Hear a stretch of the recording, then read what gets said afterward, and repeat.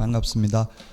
오늘 100문제 하루 동안 다 풀도록 하겠습니다. 하루 만에 그냥 전부 다 한 과목 정리한다고 생각하시면 되겠죠.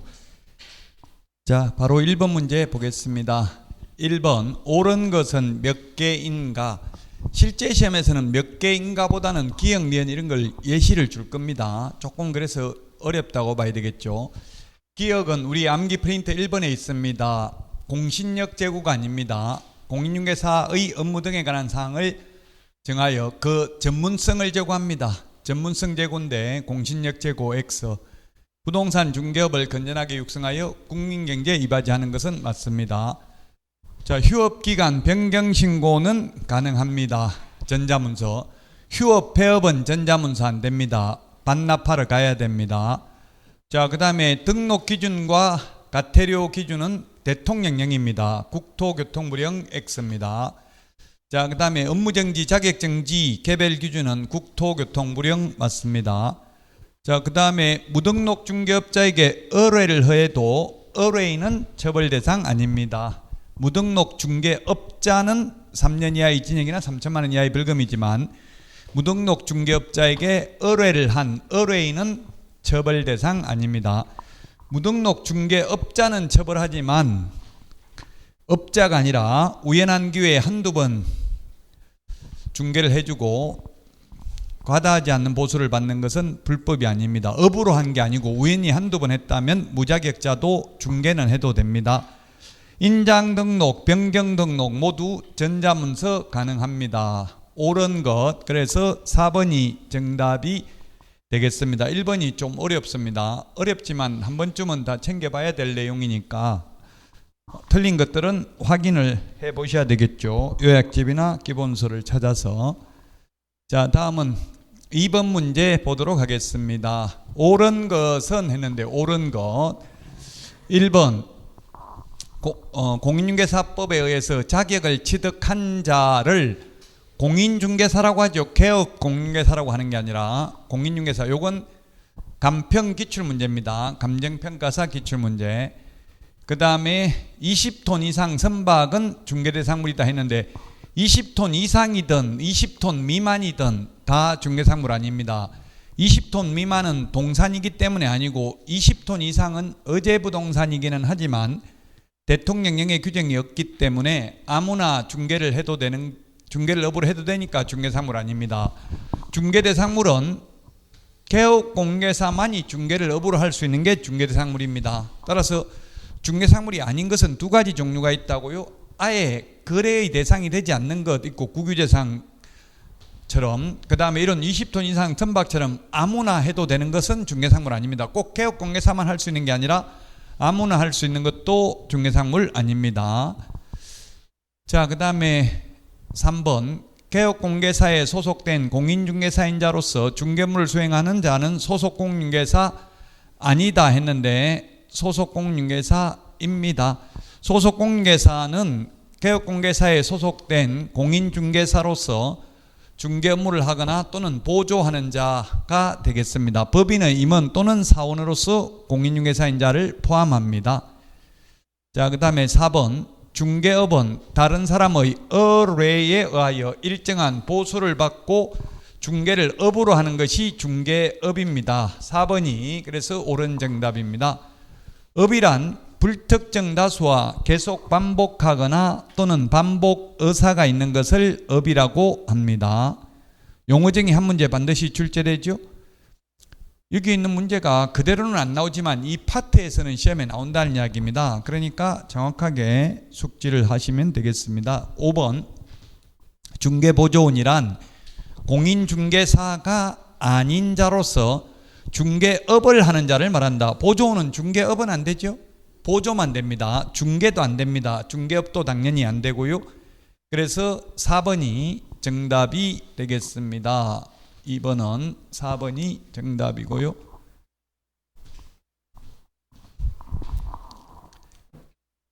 자, 다음은 3번 문제 보겠습니다. 중개대상물로 볼 수 없는 것을 모두 고른 것은 했는데 이동식 세차장 구조물 이거는 아무나 중개를 업으로 해도 되니까 중개상물 아닙니다. 그 다음에 미래의 건축물, 동호수가 특정된 분양권, 요거는 미래의 건축물로 중개대상물입니다. 그러나 입주권인 경우에는 중개대상물인 경우도 있고 아닌 경우도 있다. 입주권은 추첨, 당첨 이런 말 들어가면 중개상물 아닙니다. 그리고 관리처분인가 이런 말 들어가면 중개상물입니다. 관리처분인가라는 말 들어가면 중개상물입니다. 입주권은. 근데 동호수가 특정된 위치와 면적이 특정되면 미래의 건축물로서 중개상물입니다. 자, 대토권, 이주자 택지를 공급받을 수 있는 지위, 대토권은 전매하면 안 됩니다. 불법입니다. 그래서 중개상물 아니고요. 그 다음에 이 영업용 권리금, 이 권리금은 아무나 해도 됩니다. 그래서 중개상물 아닙니다. 그 다음에 금전채권 아무나 해도 됩니다. 중개상물 아닙니다. 아닌 걸 골라라고 했으니까 4개입니다. 4개. 5번이 정답이 되겠습니다. 금전채권은 아무나 중개를 업으로 해도 상관없다. 중개대상물이란 개업공개사만이 중개를 업으로 할 수 있는 대상물이 중개대상물이 되겠습니다. 그래서 5번이 정답이 되겠고요. 자, 용어정의 중개대상물 지금 3번까지 시험에 지금까지 한 게 2문제 나와요. 1번은 안 나올 수도 있죠. 목적입니다. 목적 1번이. 2번 용어정의, 3번 중개상물. 이제 4번 공인중개사 제도입니다. 각각 목적은 안 나올 수 있지만 나머지 2번부터 4번까지는 한 문제씩 출제된다. 이대로는 안 나오더라도 이 파트에서 나온다는 이야기입니다. 자, 4번 틀린 것입니다. 틀린 것. 국토부 장관은 인터넷을 이용한 표시광고가 법령을 준수하는지 여부를 모니터링할 수 있다. 그래서 지금 현업에 연수교육을 해보니까 개업공개사님들이 거의 지자체별로 1년에 한 달에 보통 한 서너 건씩 500만 원 과태료를 받고 있다더라고요. 어떻게 적발되냐면 이게 모니터링 기관에서 연락이 온대요. 등록관청으로. 그럼 등록관청에서는 조사할 수밖에 없대요. 허위매물, 특히 허위매물 거래 완료되는데 올려놓은 거 계속 이런 거 모니터링하고 있다는 이야기입니다. 그래서 국토부 장관이 모니터링할 수 있습니다. 시험에 바꾼다면 시도지사가 모니터링할 수 있다. 등록관청이 모니터링할 수 있다 하면 X입니다. 2번 국토교통부 장관은 모니터링을 위하여 필요한 때에는 정보, 통신, 서비스 제공자에게 관련 자료의 제출을 요구할 수 있다. 이 경우 관련 자료 제출 요구받은 정보통신 서비스 제공자는 정당한 사유가 없으면 이에 따라야 된다. 예, 정당한 사유 없이 따르지 않는 경우에는 100만 원 이하의 과태료 X입니다. 500만 원입니다. 그래서 3번입니다. 협회와 정보통신 서비스 제공자에 대한 제재는 오로지 500만 원 이하의 과태료밖에 없습니다. 거래정보사업자도 500만 원 이하의 과태료인데 단 거래정보사업자는 거짓 정보 공개하면 1년 이하 입증액이나 1000만 원 이하의 벌금 그리고 지정을 취소할 수 있습니다. 그러나 정보통신 서비스 제공자 즉 다방, 직방, 네이버 부동산 이런 데가 되겠죠. 뭐 호객노노 이런 거 돈 받고 매물 올리는 거 이런 것들이 500만 원 이하의 과태료가 되겠습니다. 500만 원 이하의 과태료. 3번이 틀린 정답입니다. 자, 그 다음에 4번 국토부 장관은 모니터링 결과에 따라 정보통신 서비스 제공자에게 이 법 위반이 의심되는 표시광고에 대한 확인 또는 추가 정보의 게재 등 필요한 조치를 요구할 수 있다. 이 경우 필요한 조치를 요구받은 정보통신 서비스 제공자는 정당한 사유가 없으면 따라야 되고 따르지 않는 경우 정보통신 서비스 제공자는 오직 500만 원 이하의 과태료다. 협회도 오직 500만 원 이하의 과태료. 거래정보사업자도 100만 원 이하의 과태료는 없습니다. 왜냐하면 다 법인들이잖아요. 법인. 돈이 개인보다는 돈이 더 많겠죠. 그래서 100만 원이 아니고 다 500만 원 이하의 과태료입니다.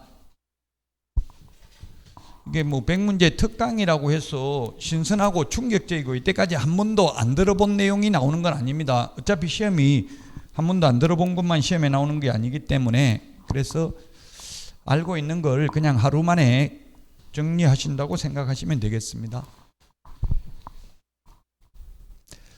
자, 그 다음에 5번입니다. 5번 등록.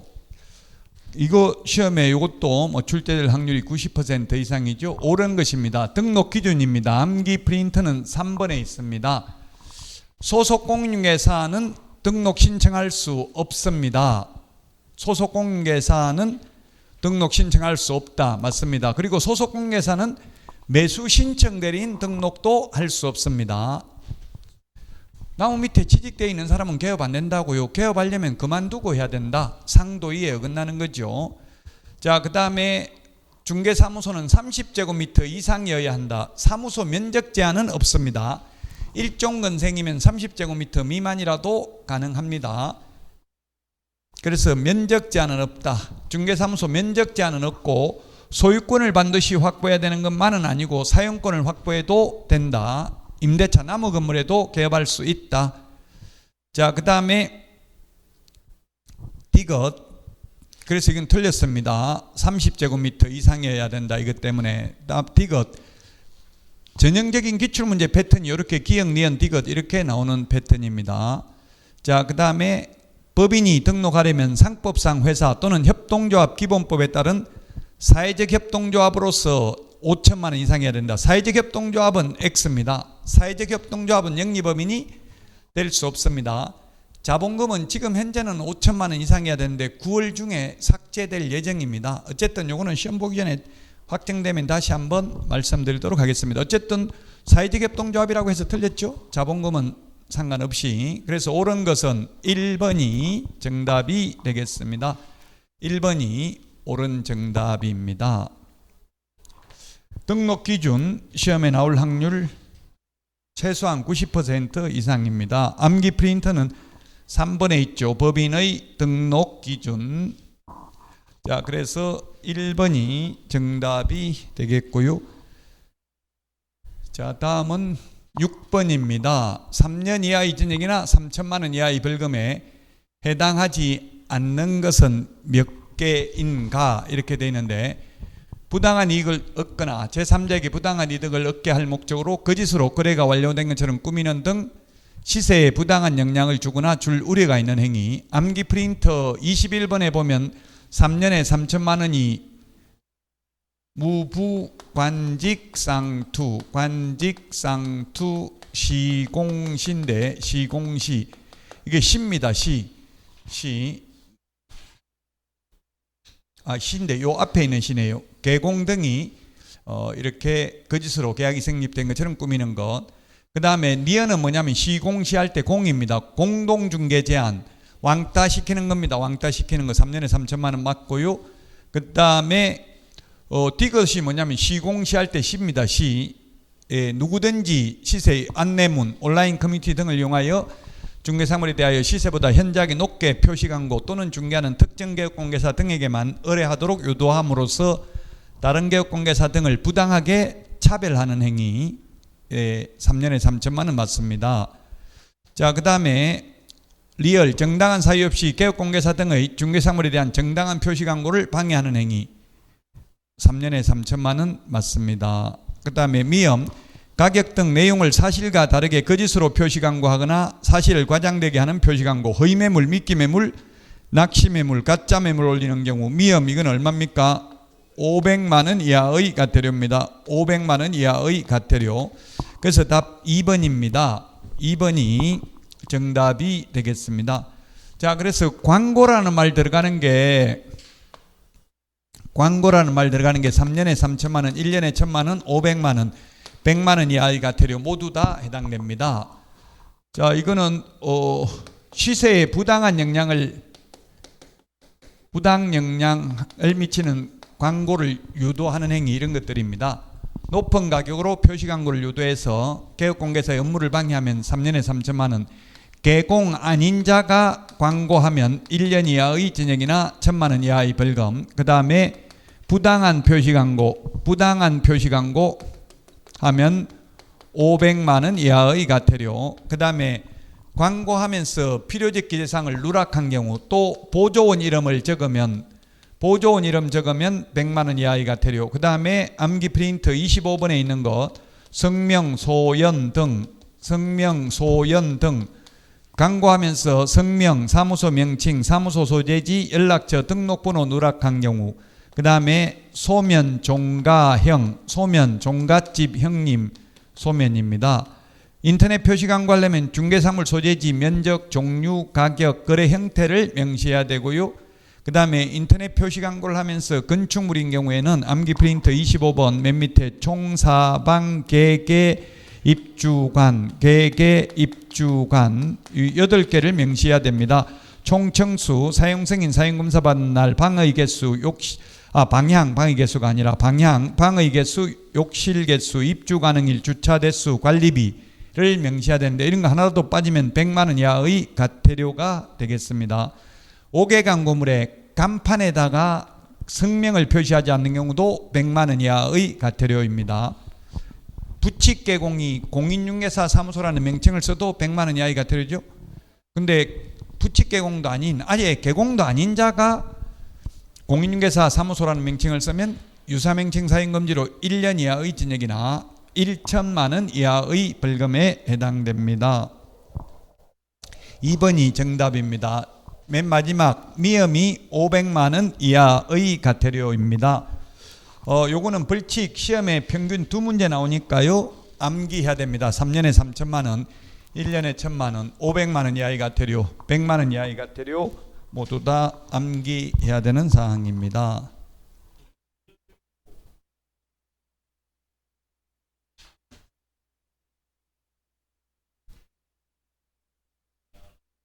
정당한 사유 없이 개업공개사 등의 예를 들면 그렇죠. 그 시세 부당 예를 들면 5억에 올려놨는데 옆에 아파트 10억인데 왜 우리 아파트는 5억에 올려놨냐? 우리 아파트도 10억에 올리라. 안 그러면 이용 안 하겠다. 방해하는 거잖아요. 업무를. 예, 그래서 3년 이하의 징역이나 3천만 원 이하의 벌금입니다.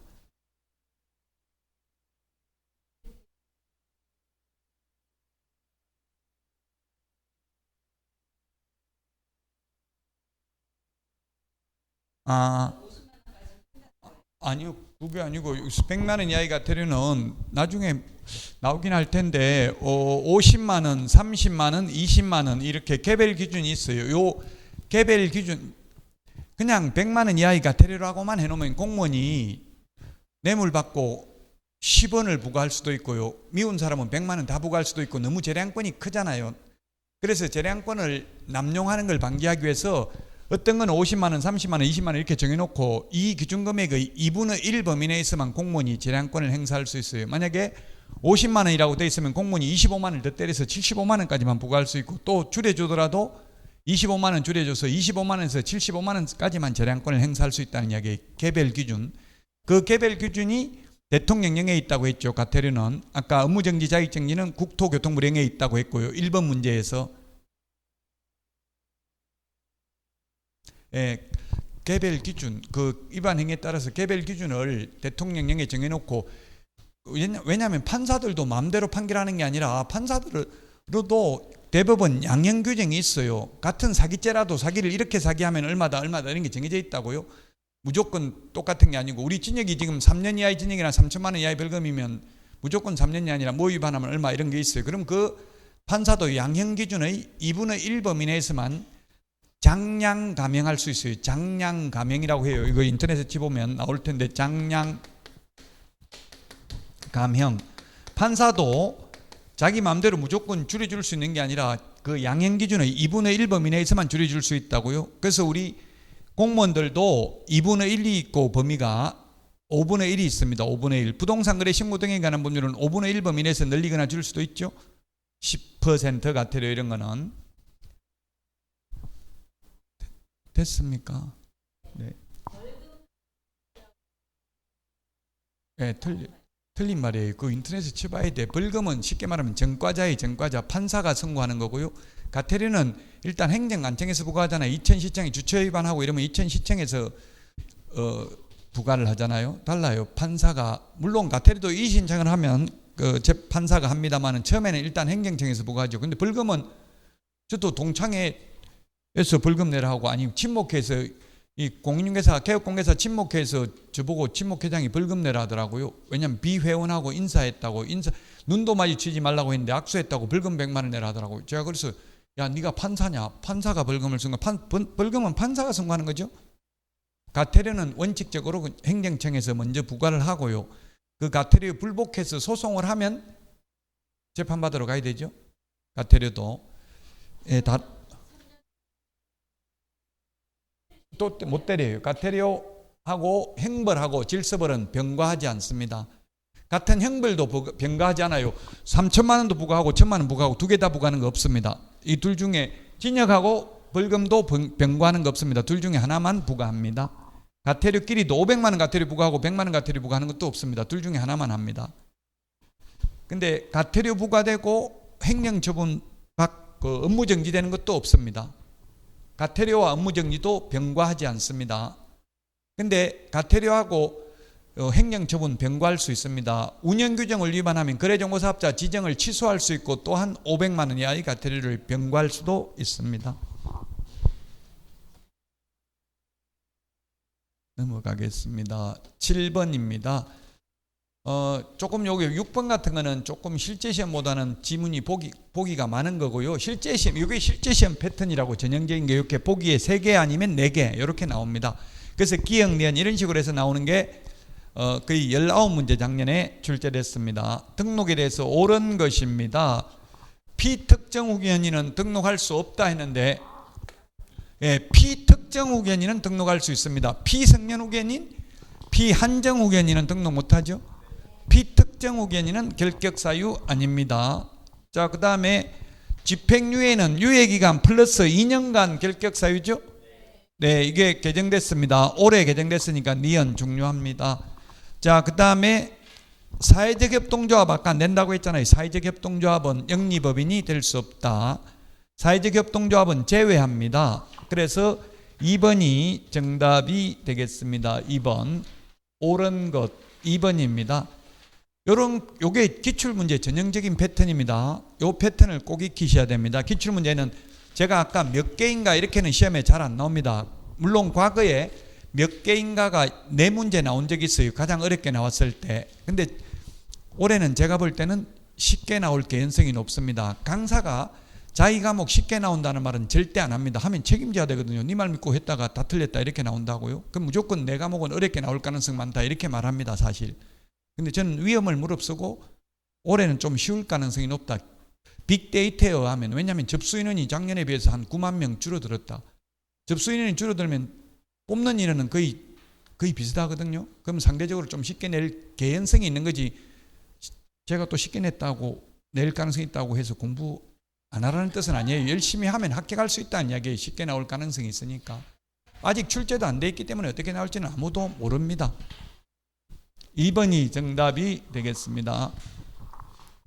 최선을 다하시면 2차 과목은 지금 해도 충분히 가능하다는 이야기입니다. 자, 8번입니다. 중개사무소 개설 등록과 매수 신청 대리인 등록에 대해서 바르지 못한 것입니다. 비교를 해야 됩니다. 이거 중개사무소 암기 프린트 56번에 1번하고 3번 비교하는 것입니다. 매수 신청 대리인 등록할 때는 미리 보정 설정합니다. 3번에 56번에. 그러나 중개사무소 개설 등록할 때는 무등록 중개업자는 보험가입이 안 됩니다. 왜 그렇겠어요? 무등록 중개업자가 보험이 가입되면 자격도 없는 사람이 손님 오면 자, 서울보증보험에서 보험 들어놨다. 내가 사고치도 다 물어주니까 걱정할 필요 없다. 이러면 국민들이 불측의 피해를 당할 가능성이 있죠. 그래서 무등록 중개업자는 가입이 안 돼요. 보험을. 그래서 무등록 중개업자가 손해입혀도 보험금 못 받죠. 그래서 미리 가입 못 한다고요. 등록 후에 해야 됩니다. 등록 후. 그러나 매수 신청 대리인 등록은 미리 한다는 거. 요거 암기 프린트 56번에 1번하고 3번을 비교하는 겁니다.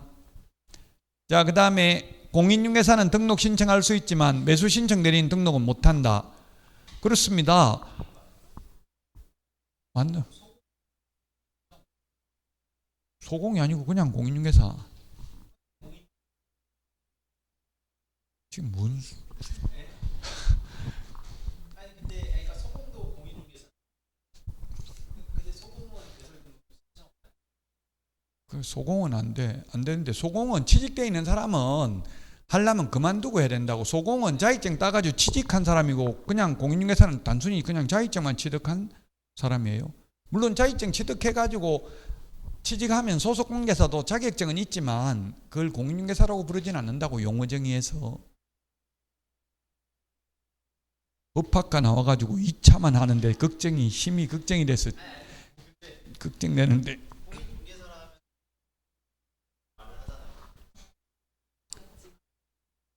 자격증만 딴 사람이 공인중개사, 자격증 따가지고 취직한 사람이 소속공인중개사, 자격증 따가지고 개업한 사람이 개업공개사예요. 그냥 쉽게 말하면. 근데 용어정의에서는 이제 어쨌든 그냥 자격증만 딴 사람은 등록은 할 수 있지만 매수신청 대리인 등록은 신청할 수 없죠. 매수신청 대리인 등록은 누가 할 수 있어요? 개공인데 부칙개공은 안 되죠. 부칙개공은 안 돼요. 반드시 중개사무소 개설 등록을 한 사람만 매수신청 대리인 등록이 가능해요. 좀 논리적으로 보면 불합리할 수 있어요. 저도 그래서 사실은 그냥 자격증만 따도 중개업은 안 하고 그냥 매수신청 대리만 하고 싶은 사람 하게 해달라 하는데 법원 행정처에서 인정해주지 않는 거예요. 가급적이 못하게 하려고. 맞는 말입니다. 2번. 3번. 소속공인중개사는 등록 신청할 수 없고 매수신청 대리인 등록도 할 수 없다. 기출문제 나왔던 지문입니다. 3번. 소공이 중개사무소 개설 등록하려면 그만두고 해야 되고요. 그 다음에 중개사무소 개설 등록을 해야 매수신청 대리인 등록이 가능한 거죠. 그래서 3번도 맞습니다. 4번이 정답입니다. 4번이 정답인데요. 중개사무소 개설 등록을 한 자가 보정 설정을 한 여부를 확인하고 7일 이내 등록증을 교부해야 된다. 7일이 아니고 등록증 교부는 지체 없입니다. 등록 처분 통지는 7일입니다. 등록 처분 통지는 7일이고 7일 이내 통지받고 등록증 받으러 가려면 보정 설정을 해야 됩니다. 하고 나면 지체 없이 교부해 줍니다. 지체 없이. 그래서 4번이 틀렸습니다.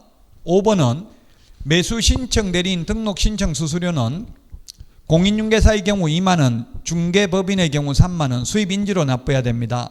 암기 프린트 52번에 수수료 나와 있습니다. 답은 4번이 되겠습니다. 틀린 거.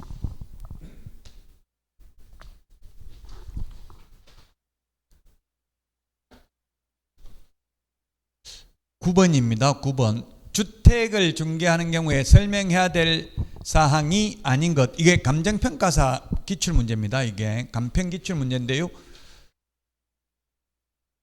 기권, 예공, 상태, 환지세인데 답은 공시가격 설명하라는 말 없습니다. 공시가격 설명하라는 말 없고 거래 예정금액을 설명하라고 돼 있죠. 거래 예정금액.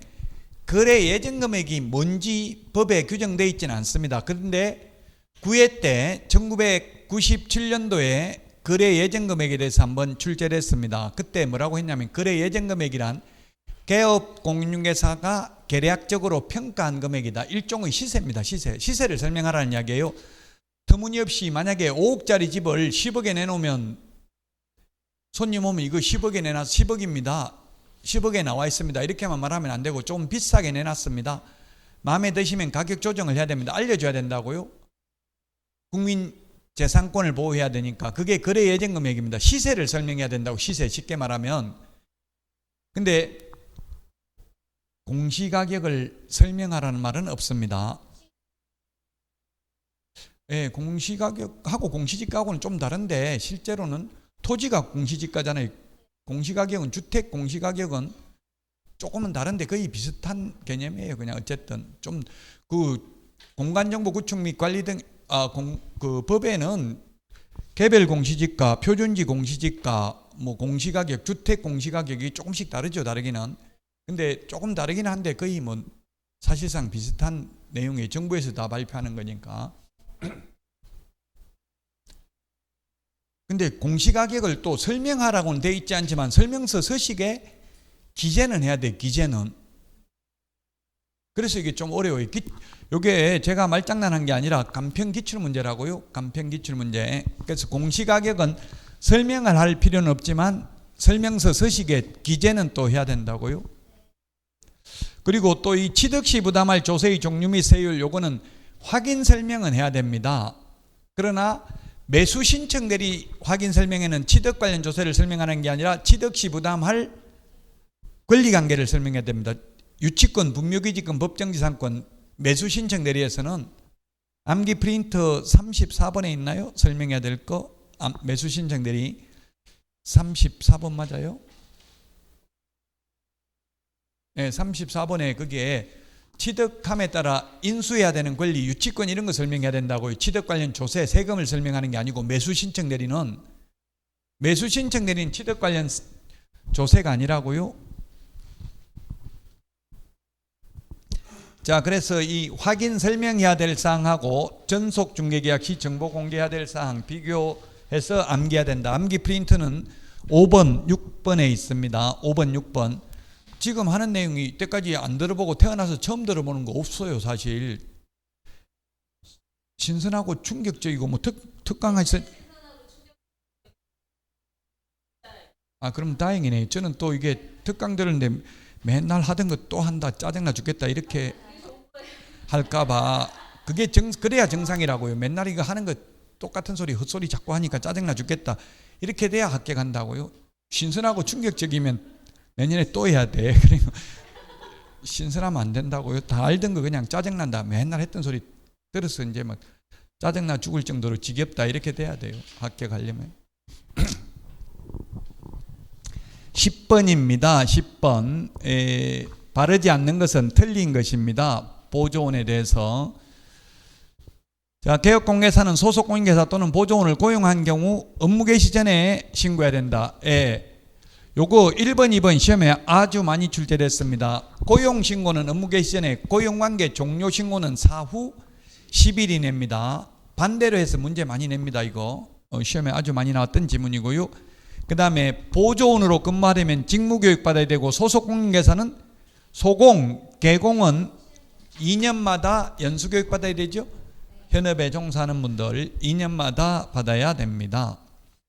자, 그 다음에 4번 고용인이 직원입니다. 직원은 두 가지 종류가 있죠. 자격증 따서 취직한 사람은 소공, 자격증 없이 취직한 사람이 보조원입니다. 이걸 고용인이라고 합니다. 고용인의 모든 행위가 아니라 무슨 행위? 업무상 행위는 그를 고용한 개업공개사의 행위로 보죠. 그래서 직원이 행정형벌 사유에 해당하는 위반 행위를 한 경우에는 사장에게도 해당 조에 규정된 벌금형을 부과할 수 있다. 해당 조에 규정된 벌금형입니다. 3천만 원 이하의 벌금에 해당되어서 직원이 3천만 원 벌금 받아도 사장은 300만 원 받을 수도 있다고요. 동일한 액수의 벌금형에 처한다. 시험에 X로 출제됐습니다. 해당 조에 규정된, 같은 조나 해당 조나 같은 말이잖아요. 그 조에, 그 조문에 규정된 벌금형에 처한다. 3천만 원 이하이기 때문에 직원이 통상 판례를 보니까 직원이 3천만 원 받으면 사장은 보통 한 300만 원 10분의 1 정도 부과하더라고요. 왜냐하면 사장이 잘못한 게 아니잖아요. 직원이 잘못했으니까. 그 같은 조에 규정된 거지 똑같은 액수의 벌금형에 처하는 것은 아니다. 즉 직원 잘못으로 절대로 사장이 감옥 가는 일은 없다. 직원 잘못으로 사장이 감옥 간다면 불안해서 직원 고용 못하겠죠. 그리고 이 양별 규정은 사장이 그 직원의 위반 행위를 방지하기 위하여 상당한 주의와 감독을 게을리하지 아니한 경우에는 그러하지 아니하다. 자, 개업공개사가 고용한 고용인의 업무상 행위는 모든 행위가 아니라 업무상 행위는 그를 고용한 개업공개사의 행위로 본다. 이거 시험에 많이 나옵니다. 모든 행위 하면 X. 그냥 모든도 안 하고 업무상도 없고 그냥 행위는 하면 옵니까 X입니까? 직원의 행위는 사장의 행위로 본다.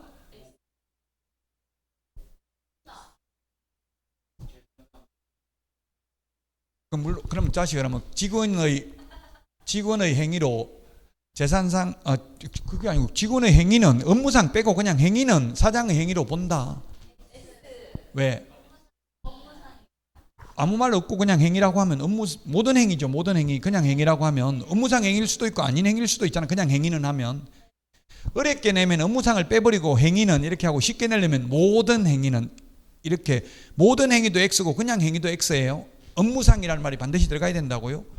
그냥 행위는 하면 업무 아닌 행위도 있잖아요. 추정한다는 말은 없습니다. 공인중개사법에서는, 민법에는 추정한다가 있지만, 그래서 공인중개사법은 본다 딱 요거 하나밖에 없습니다. 여기 하나, 이거 시험에 잘 나옵니다. 모든 행위가 아니라 업무상 행위는 그를 고용한 개업공개사의 행위로 본다. 따라서 고용인의 고의가실, 기책사유 없이 발생한 의뢰인의 재산상 손해에 대해서도 그를 고용한 개업공개사가 손해배상 책임을 부담한다. X입니다. 자, 이게 뭐냐면 5번이 답인데요. 5번.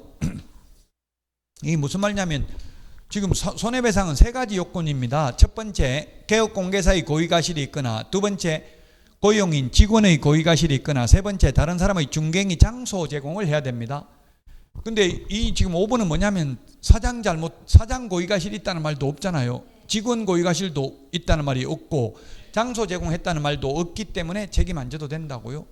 그 셋 중에 하나는 해당되어야 재산상 손해에 대해서 배상을 합니다. 비재산상 손해는 배상하지 않습니다. 공인중개사법상은, 우리는 지금 공인중개사법상이니까 민법상은 비재산상 손해도, 즉 정신적 손해, 즉 위자료도 배상해야 됩니다. 민법은. 그러나 공인중개사, 그 말은 뭐냐면 민법상 배상 책임은 있지만 공인중개사법상 없다, 이 말은 보험금은 못 받는다는 이야기예요. 위자료를 보험금은 못 받아요. 교통사고 나면 위자료도 받죠. 정신적 손해도 받습니다. 보험. 그런데 우리는 재산상 손해만 배상해 줍니다. 이게 다쳐가지고 병원에 가니까 교통사고 났냐 이런 거, 뭐 어디 맞았냐 이런 거 많이 묻더라. 그러면 보험 혜택 돼요, 안 돼요? 보험 안 되죠. 건강보험 혜택 안 된다고. 자동차 보험이나 맞았다고 하면. 그래서 제가 그냥 다쳤습니다. 이렇게 해야 보험이 되더라고요. 진짜 제가 다친 거고, 남한테 맞았으면 맞은 사람한테 돈 다 물어내야 되잖아요. 보험 혜택은 안 돼요. 왜? 공인중개사법은 고의도 배상하지만 다른 법은 고의는 배상 안 한다고. 고의로 사고 낸 거 이런 거는. 자, 그 다음에 11번입니다. 부동산 거래 질서 교란행위 신고센터에 대해서 틀린 것입니다. 국토부 장관은 부동산 거래 질서 교란행위를 방지하기 위하여 신고센터 설치 운영할 수 있다. 그리고 신고센터는 신고사항에 대한 확인 또는 시도의사 및 등록관청 등의 신고사항에 대한 조사 및 조치 요구 등의 업무를 수행한다. 맞습니다. 3번 한국부동산원은 신고센터의 업무 처리 방법, 절차 등에 관한 운영 규정을 정하여 국토교통부 장관의 승인을 얻어야 되고요. 4번 신고사항에 대한 조사 및 조치 요구를 받은 시도의사 및 등록관청 등은 신속하게 조사 및 조치를 완료하고 완료한 날로부터 7일 이내가 아니라 10일 이내에 그 결과를 신고센터에 통보해야 된다. 그래서 4번이 정답이 되겠습니다.